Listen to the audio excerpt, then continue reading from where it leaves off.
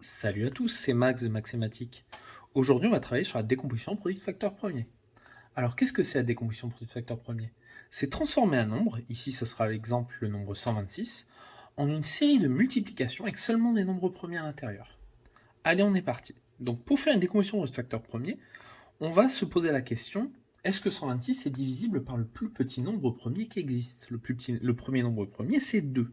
Donc, 126 termine par un nombre pair, donc il est divisible par 2. On écrit 126, on met un 2 en face.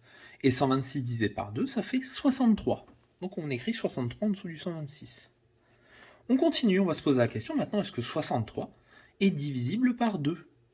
Non, car il finit par un nombre impair. Donc maintenant, on va se poser la question, est-ce que 63 est divisible par le nombre premier qui suit? C'est 3. Comment on fait pour savoir si un nombre est divisible par 3? On va additionner les chiffres du nombre, donc 63 va faire 6 plus 3, et si le résultat est dans la table de 3, est un multiple de 3, alors il est divisible par 3. Donc 63, 6 plus 3, ça fait 9, 9 est dans la table de 3, donc 63 est divisible par 3. Je mets un 3 en dessous du 2, et je fais 63 divisé par 3, 63 divisé par 3 égale 21. Donc on met 21 en dessous. On se repose la même question, est-ce que 21 est divisible par 3? Oui. On connaît ces tables, c'est 3 fois 7. Maintenant, on va se poser la question, est-ce que 7 est divisible par 3? Non.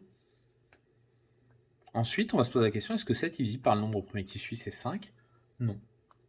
Et 7, est-ce qu'il est divisible par 7? C'est le nombre premier qui suit? Oui. Parce qu'un nombre premier n'est divisible que par 1 ou par lui-même. Donc on écrit 7 en face, et on met un 1 en dessous, parce que 7 divisé par 7 égale 1. Lorsqu'on a un 1 sur la colonne de gauche, alors on a terminé. Donc la décomposition au produit facteur premier de 126 est 126 égale 2 fois 3 au carré fois 7. Pourquoi j'ai mis 3 au carré? Parce que j'ai 3 fois 3 qui apparaît ici. On pourrait également le faire à la calculatrice, c'est beaucoup plus rapide, je vous montre.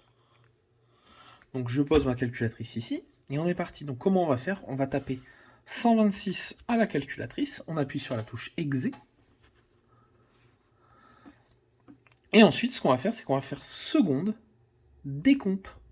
Et ça m'écrit bien 2 fois 3 au carré fois 7, comme le résultat que j'avais trouvé. Voilà, c'est tout pour aujourd'hui. J'espère que cette vidéo t'aura plu. N'hésite pas à t'abonner pour voir toutes mes autres vidéos de niveau 3ème. Allez, ciao!